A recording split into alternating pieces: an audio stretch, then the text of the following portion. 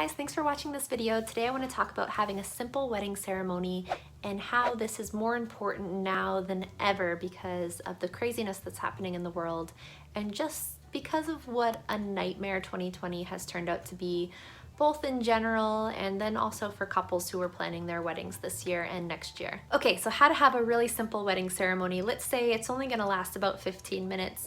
Some wedding ceremonies that are a little bit more complicated will last 30 minutes to an hour, but if you're planning on having a really simple ceremony, you just wanna get married, make it sweet, meaningful, but not too long, we'll aim for about 15 minutes here.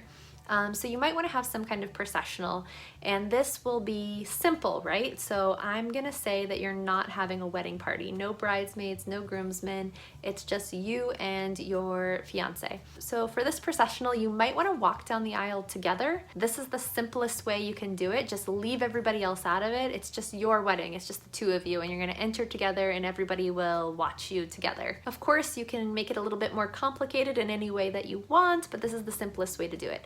If you don't want to have a processional at all, you don't want to walk down the aisle, you feel like it's a little bit awkward, you don't have to. I've seen weddings where couples are already seated at the front, like sometimes in cozy chairs or like on a love seat together, and the ceremony just starts. There's no kind of like walking down the aisle or parade or anything like that. Whether you're having a processional or not, it's nice to have a designated family member or ask the officiant to make sure that everybody's seated before it gets started and that those front rows are filled in. You don't want to have a bunch of empty seats when you get the ceremony started. A simple wedding ceremony will start with a few opening remarks from the officiant. These can be really simple, basically like, hello, welcome everybody, thank you for being here. We're here to celebrate the marriage of so-and-so and so-and-so.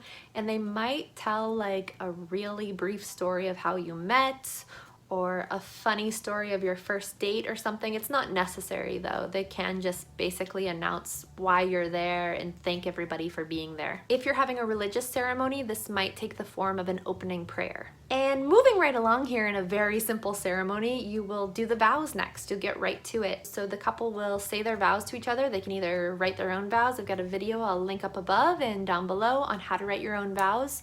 Or if you don't want to write your own vows, it's okay. You don't have to. You can do traditional vows. Just basically Google traditional vows.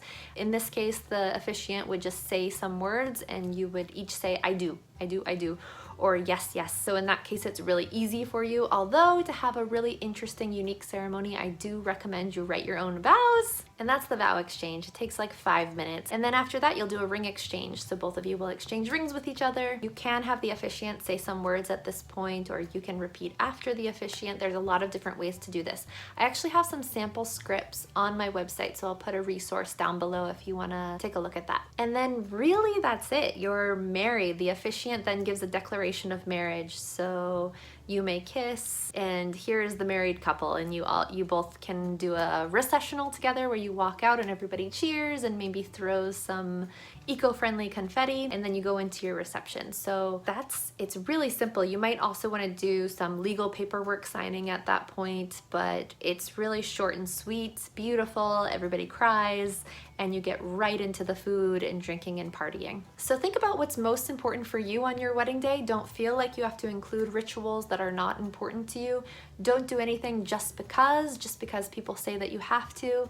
I'm of the mindset that anything you do for your wedding should be well thought out, should be carefully considered, and not just something that you do just because. I think that the more mindful, the more thoughtful you are about your wedding rituals and the way that you plan your wedding ceremony, the more authentic it is to you as a couple, and the more that your crowd will connect with the ceremony.